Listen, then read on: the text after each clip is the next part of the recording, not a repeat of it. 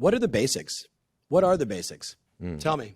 I'm very confused by that. People tell me all the time, get back to the basics. And I'm like, please define the basics. Everything that I do, winning is nasty, it's dirty, it's ugly. And the better you get, the more lonely it gets. Yep. So if you're sitting around right now in this environment with $120 billion in real estate commissions available, and you're thinking about yourself, that's the problem. What are the problems that customers have in your marketplace? Who has real problems in your market? How many homeless people are in your town? How many kids tonight aren't going to eat? How many kids only get their square meals from going to school every day? And you're worried about prospecting? Screw you. World-class lessons from the real estate industry's top 1%. Empowering agents to think bigger and do more to create life by design. Get access to exclusive interviews with top producing real estate professionals. Listen in as we talk about their journey in the business, best practices, and lessons learned. Hosted by KIRO, NASRALAH, and John SCIPIONE. I mean, one thing that we always say in our office is just action is better than perfection, right? This is Light It Up with Lighthouse Residential. Welcome back to another episode of Light It Up Podcast. Our goal is, of course, to empower agents to think bigger and create a life by design. Today, we have an extremely special guest. He needs no introduction, but I'm going to introduce him anyway. Tom is recognized as the #1 educator in real estate. His coaching programs, training products, and live events are all dedicated to helping real estate agents grow a prosperous real estate business while simultaneously balancing their personal lives. He's also sought after and renowned speaker and best-selling author of Life by Design and Mindset, Model, and Marketing. Please welcome Mr. Tom Ferry. Woo! Thanks, John. Thanks, KIRO. Man, hey, Hector, we got to get a new bio, man. Came straight off your website with a little bit of Wikipedia and Instagram. Okay. Did you guys catch, so I have a 23 and 21-year-old son, and they went on Wikipedia and they added some pretty flavorful, funny-ass stuff. So Some wiki cool things. I don't know if it's so. My marketing team may have just gone nuts on that. So how are we doing, guys? How's the start of the year? The year's good, man. We're realizing that, of course, we have to get back to the basics, which a lot of people are saying, but... What are the basics? What are the basics? Tell me. I'm very confused by that. People tell me all the time, get back to the basics. And I'm like, please define the basics. What I was always taught was the plan, right? Prospecting, lead follow-up, appointments, negotiation. Yeah. Having conversations every day.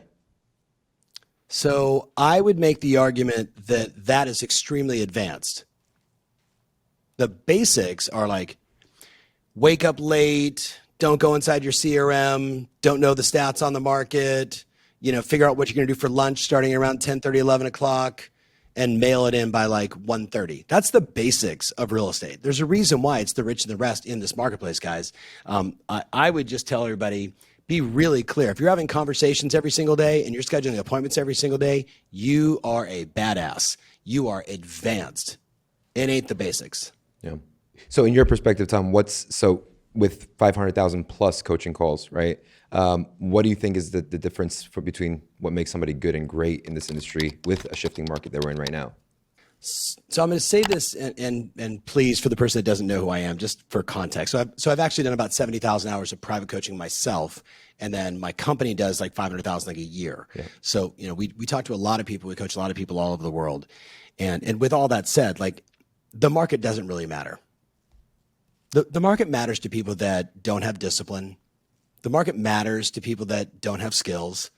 And the market really matters to people that don't have focus. Mm-hmm. And if we just start right there and just say the agents that are winning, why are they winning? It's because they're focusing.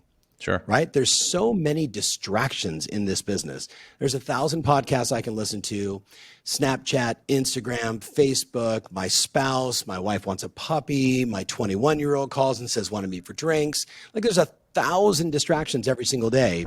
And when I really dig deep into what makes the most successful people operate at the level that they have, one, they have a very different identity, right? They identify, as you guys do, John, like you guys identify, you can't do your volume right? KIRO, you can't do the kind of business you guys do without first identifying as someone that does. And we know that our identity ultimately shapes our behaviors, and our behaviors, that's our results, right? Did you kill it or not? Yeah. Did you make the basket or not? Did you set the appointment or not? So the first thing is identity, and the second thing is focus. And I think the biggest challenge that we see every day, because we'll get, call it sub 20,000 inquiries every month, like, hey, I'm interested, what should we do? The vast majority of those people that are coming to us, they're unfocused. And I'm not saying that they're bad people, but we say, so tell me your 3 most important goals for the year. And they go, and they can't very quickly say volume, transactions, units, profit. Yeah. Then they usually don't say scale my trust, know my tribe, build relationships with content, with direct mail, with email, with events. And then if they don't say to me that my 3rd most important goal for this year is to go on X number of listing appointments and Y number of buyer consultations, and if I just build my life in my business around those 3 things, you do that, you're going to win. But the vast majority of people have never been told that. Yeah. Hey, write a plan that you never look at again, and try and figure it out. Yeah. Tim Ferriss once said that life punishes the vague request and rewards the specific ask. And that's so One of my favorite quotes by Timmy. yeah. Yep. And that's one of the things that becomes so valid today. And, I was doing some research and preparation because John called me. He's like, we need to know what we're asking Tom. And NAR came up with a report for like transactions and overall amount of agents that are in the marketplace right now. And just to give a quick overview, in the last 15 to 17 years, 2022 had the lowest per agent count of transactions across the board. Barely 3, right? Barely 3. Like per person productivity. Yep. Barely 3 transactions per person. KIRO, that's a bullshit number, though. That's a bullshit number. Is that because there's double the amount of people who are licensed versus who are actually active? So I haven't looked at this research in a while, but so the MLSs in the U.S., I'm sure people listening around the world, the MLSs in the U.S. had a little over 1.6 million agents around June, July of last year, and we know that number's continuing to drop. NAR says, they've got, 1.5, then it was 1.45, and who knows where they're going to finish. Yeah. But the reality is, so I did a pretty extensive research piece about 10 of the biggest MLSs in the U.S., right? All the big ones you'd imagine: SoCal, Texas, Florida, Ohio, the Virginia, massive MLS there. So here's 2 stats for you. One, it's about 62% of the agents that were active. Now, active means I had a closing in the last 12 months. So we scraped all the non-active agents. That group averaged 2 listings sold. So, some did 1, and at the high, some did 4, but the blended average was 2 listings sold. Then when we looked at the top 6% of the MLS, that group controlled 33% of the market, right? The bottom group, they controlled about 45% of the market, which for you guys and for your listeners, that's the real competition right now. Like, John, me going up against you, me going up against Jill Biggs, right? That's going to be hard, right? People are going to pick their favorite flavor. The real deal is, how do I get, Aunt Phyllis not to list with her nephew who is 5 cities over, doesn't know the area, but will do it for less commission and will, bag out of obligation to get the listing? How do we truly stand out against that group? And I hope maybe we can get into some of that today. Yeah. But I think that's the big issue. So KIRO, I just think when you look at those stats, it's not that per person productivity. It's actually substantially higher. And when you really look at it, like whether you look at the top 5%, top 10%, top 1%, like in LA County, if you're in the top 1%, you averaged 100 listings sold. If you're in Boston, right, in the greater Boston, Mass, like you're at about 85 listings sold. Yeah.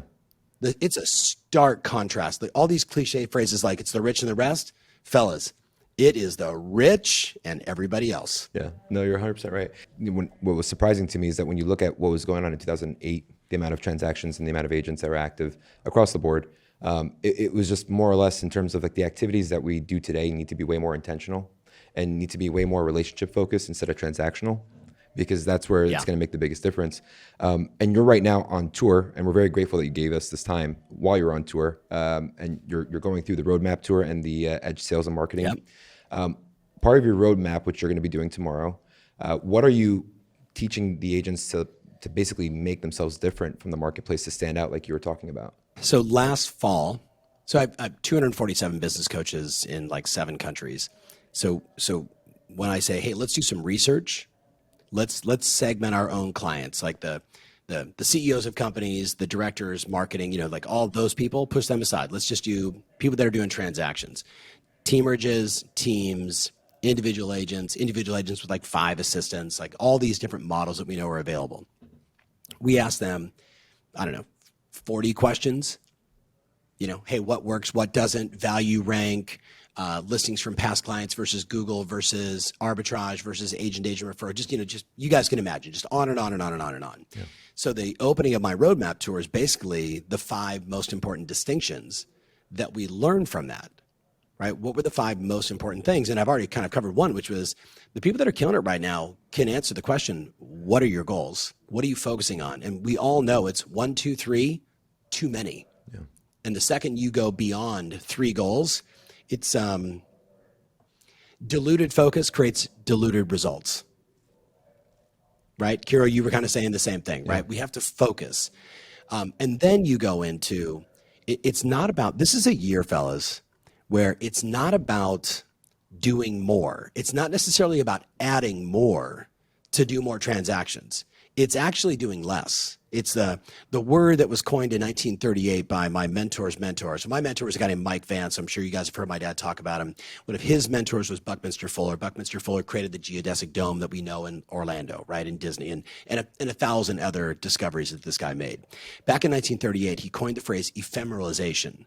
And what he said is, in 1938, he said, with the advancements in technology, we will eventually get to a place where more and more is done with less and less, and eventually everything is done with nothing. So the argument that I'm making for people is, what can you no longer afford to do?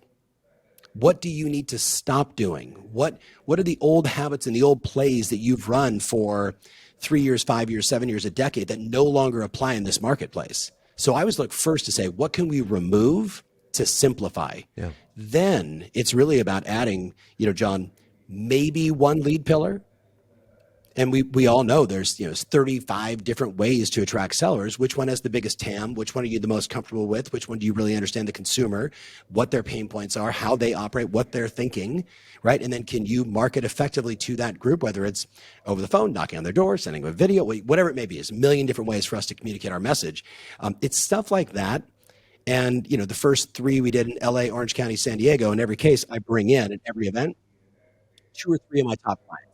So in LA, I had, John Grauman, $750 million in volume last year. And then I had, David and James from $1 Million Listing, them talking about their strategy around the listing appointment and how they do it and what they do. Lydia Gable from the Valley talking about, hey, I do these seller seminars. And then she broke down the seller seminar and she's like, I get, 15 to 20 sellers in my community twice a month. Yeah. Hand raisers. We're thinking about selling our home. So I basically will demonstrate, hey, here's 3 different people getting up and sharing, peers, guys, like you guys saying, hey, come speak, at my event in New Jersey, right, as an example. Then we break for lunch. Then we come back, and David Childers, we all know from Keeping Current Matters. And if you guys know Keeping Current Matters, I have been a fan from Steve Harney from Long Island through today with, Bill running the company and David as the president. But what I forced them to do at this event was, you guys always talk national, go local. Right? So at this event, they go, hey, here's what's happening nationally. Here's how it relates to Northern New Jersey. Here's how it relates to Hoboken. Here's what's going on in New York City. And you want to watch, 500, 1,000 people sit there with their phone going, click, click, click, click, click, click, just taking photos. Yeah. Right? Then we spend the entire afternoon on 5 listing attraction campaigns we know work. 1 email that when they send it in the room, they will get listing opportunities. What are the best direct mail pieces today? What are the best phone scripts today for past clients and others? So it's an action-packed day. Sorry, that felt like an infomercial. I apologize. Cool event. It's a cool event. I like it. You had noted, and you went into it a little bit there, that of course our most valuable resource is our time, right? In a recent Instagram post I wrote here, you said agents can't afford to run plays that don't work, and a lot of our routines need to be documented. And you went into that a little bit. Can you go a little bit deeper? For example, how we're working with buyers, handling open houses, all of these routines that we, do on a daily basis, documenting them and moving forward. Okay, so with you're them. going one way on focus, and then another way into sort of like detailed prescriptive stuff on open houses. Let me back up, and I'll just remind everybody of the following. So first thing I would say to you is there's 168 hours every single week. 168 hours, right? 52 times. If you go from 168, you minus out 56. I hope the person you watching right now or wherever you're listening to this, I hope you are getting 8 hours of sleep. If you study health and vitality, the one thing above anything else, if you want to live a long time and have a healthy brain, you've got to get rest. So you got 56 hours of sleep. That leaves you guys 112 hours. And sort of the message, John, that I say to everybody, I don't care, brand new agent, you guys at your level, one of my personal clients who, he did $1.7 billion in sales last year on his team. Like, it's a good business, call it $35 million in commissions. I'm like, look, man, in 112 hours, you can't get me 2 listing appointments. Like, that's where I start. Then I ask, hey, what are the best plays that you run to generate appointments? Where do your appointments come from? They're like, well, this year, hey, the last 12 months mostly came from my database. Great. What plays do you run with your database? And is it your entire database, or is it your past clients? Is it your past clients that did something with you since the pandemic? Because that's a different cohort of buyers than, say, somebody that bought from you in 2012 to 19. As an example, what plays do you run? I don't know, coach. What do you recommend? You with me? So the first thing I would say to the person listening is, if you haven't taken the time to document the shit you do that works, right? Like, think about, do you guys have kids? No. Okay. You're familiar with the concept? Yep. Vaguely. Okay. Vaguely. All right. Well, private coaching session just on that one. So my older son was a football player in high school, and his coach, so he played all 3 ways, small liberal arts school. And the coach had a playbook that was probably no bigger than this. But for a bunch of high school kids and you're playing all 3 ways, he was like, look, man, when we're on a first down situation, it's this. When it's second down, it's this. When we're on third down, it's this. And then when the punt team, it's that, right? And there's 50 different variations that they have to learn at a high school level if you want to perform well. Same thing on offense, same thing on special teams. And yet I know agents, when I say, what is the play that you run that works with email? They go, I don't know. I go, do you know the single most important time to send an email? I don't know. Do you know the highest number of active users on Zillow currently is between 4 o'clock and 8 o'clock on Sundays?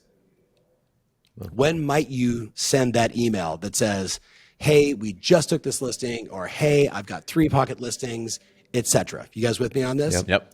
So I mean, if we were to document every play that worked right now, we would have to be on this podcast for about 9 days. Right.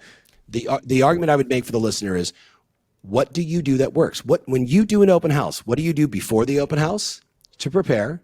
What do you do before the open house to make sure it's full? Who do you want it full with? Do you door knock the entire community? Do you send out a voicemail blast message to every one of the homeowners saying, hey, Tom Ferry, Banana Real Estate, just listed 1234 Banana Street, right down the street from you. I'd love for you to come by, take a look at the home before it goes live to the public between 11:30 and 1 o'clock. And by the way, we're going to celebrate and have lunch, and the sellers are going to be there. So, let me know if you're going to come by. Just send me a text at 554-1212, right? Yeah. And that voicemail goes out to every one of the homeowners, right? Like, what do you do before the open house? What does the average agent do before the open house? They wake up on Sunday, slightly hungover, and they're like, oh, I got an open house. An open house is one of the best marketing campaigns you could run. So what do you do before? What do you do at? What's at the open house? Do the flags all go this way in front of the door? Is there signage? Do you make them sign in? Do you make them not sign in? Is there a QR code on the door that says, please register before you enter? And they just, boom, automatically, now you've captured all their information.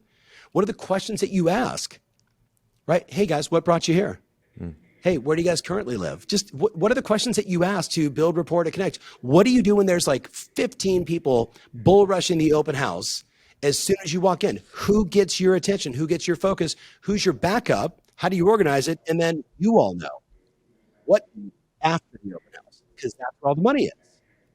Yeah. So I think the agent listening, if they could take some time to just say on a whiteboard, all right, I got my past clients and centers of influence. I got email, I got phone call, I got social, I got events. What do I do that works? Yeah. You guys with me? Yeah. Okay. Follow up.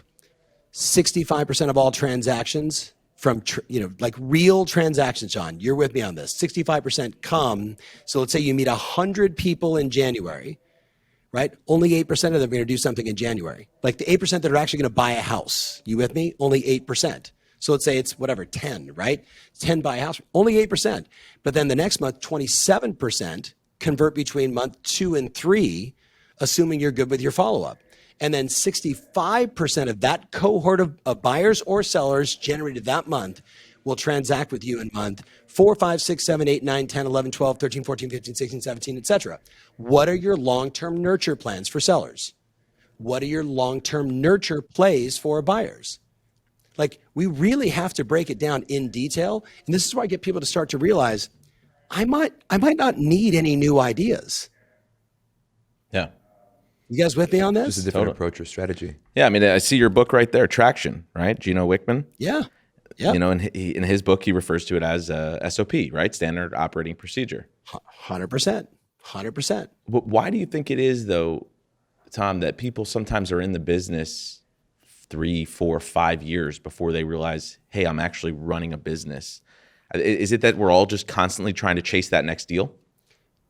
Again, fellas, the entire industry is a third, right? So there's a third of the people that aren't trying to chase deals. Yeah. They're not even active. This is a hobby. Yeah. And I'm not busting their chops. For the vast majority of them, I wish they would just join a team, right? Because what they really need is structure and systems and process and shifts in their identity and shifts in their behavior. That's what they need.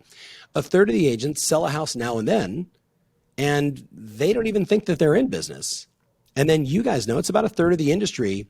You know, I actually look at it like Spencer Raskoff and I have been friends for a long time. Greg Schwartz, guys were, the early guys at Zillow. We always talk about there's only about 400,000 agents in the US, and that group does the vast majority of all the transactions. So I think that group, very quickly, John, I think they realize it. Now, they may not realize it at your level. They may not realize it as, other people's level, but they understand, like, this is a business. I have an LLC, S Corp, C Corp, whatever it may be. I've got payroll, I've got HR responsibilities, I've got marketing, I've got a budget. And you and I both know, we all know, like, KIRO, that's all at various levels, right? But when you get to the top, the very top, the top 5%, the top 1%, like my clients in the Wall Street Journal, top 1,000 in my partnership with Real Trends, right? You get into that group, the vast majority of them, like, they're running a machine. And again, all at various levels. Some as effective as, Elon Musk building Teslas, and some probably look a little more like Lucille Ball and Ethel in the chocolate factory, right?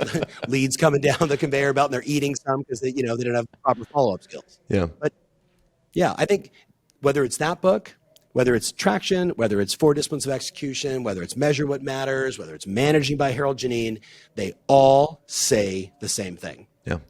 Have no more than 3 goals. Know the numbers required to get there. Score boredom, track and measure so you know where you stand, and have a regular cadence of conversation or accountability around producing results. Yeah. They all say the same thing, and I've read every one of those books, 15 times over. Amen. Price Pratchett wrote a book called U Squared. Tom, have you read that book before? Man, I think I'm probably personally responsible for, I don't know, buying 1,000 and probably selling a couple 100,000. My brother, who I know you guys interviewed on your show, Matthew and I fell in love with Price Pratchett like back in like the early 90s. And that book, U Squared, specifically about creating quantum leaps in your performance, right? And whether you read, The Slight Edge, which is probably the more simplified version, like here's the process behind it, where U Squared was very much sort of, you had to imagine what could that look like. Yep. But yeah, phenomenal book. Why do you ask? The reason why I ask is my hallucination is that based on what you've been saying and me, like absorbing your content, you're very innovative and you're always looking for the opportunity in the marketplace to consistently track and adapt, and that's such a hard thing to do when you're going up to different levels without being able to think big and having big exposure. Right. With kind of being stuck in the routines of people in survival mode, right? When they're trying to be on the phone and constantly make calls. Right. You said earlier, it's not about working harder, it's about working less and kind of delegating. What is like the top things that people should actually focus on mastering to be able to take advantage of what you're basically saying and learning how to delegate work on what matters more than removing the things that don't. So that way, what was working for them last year isn't going to work for them this year, right? They need to change. Yeah. So KIRO, I want to be clear. Like I didn't say work less. Work different. I said more and more with less and less. More and more with Like less and be less. more effective, be more efficient. So I would say to you guys that at the most basic level, like if I could wave a magic wand and someone said to me like, how do I become successful? I say, well, look, at the end of the day, it is people rarely achieve their ambitions. They always seem to do exactly what their standard for money, standard for transactions. They always seem to do the structure that they have in place. Yeah. You know, do you wake up in the morning and go to the gym because you got a trainer? Or do you wake up in the morning and go to the gym because you just have that discipline? Or do you wake up in the morning and sleep in? Right? We always fall back to our systems, our structure, and our standards. Those three things. So what I tell people is, look, there is no fast way to change all those things. So you have to build a schedule and then structure around the schedule that's going to bend your reality, your view of the world, what you think is possible. So I say, you know, what's your morning routine? Like, do you get cold? Do you do oxygen? Like, what do you pray? Do you meditate? Do you go for the gym? Do you do something, right? Everyone's got a morning routine. The question is, does it slingshot you into the day, or does it just kind of, the whole day goes that way? Yeah. Then I say, when you get to the office, what's your morning routine? How much time do you spend looking for correlations on pricing across all the various product in your marketplace?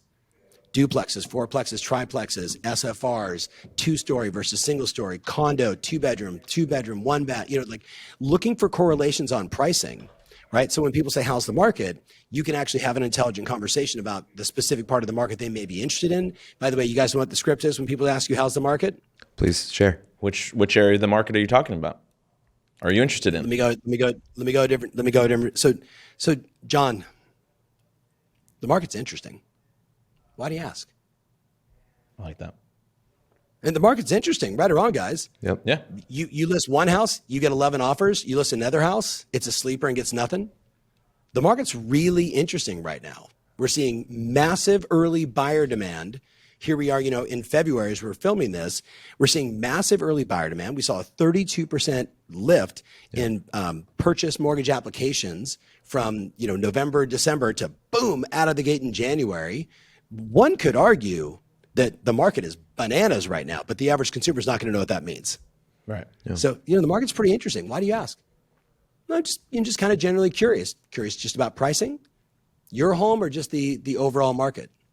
Right? I think we just need to ask better questions. And then if you study the correlations of the market every day, KIRO, you are the rock star. You're the most interesting person at the cocktail party because you're not just saying the market's great and you're not saying the market's shitty, right? You can speak to the micro blip of REOs that are happening in the US right now, but you can also say, well, did you know, or has anybody taken the time to tell you that we've averaged over 200,000 REOs per quarter for 25 straight years, except during the 7, 8, 9, 10, you know, real estate recession.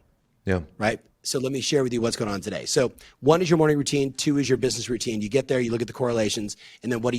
You don't prospect.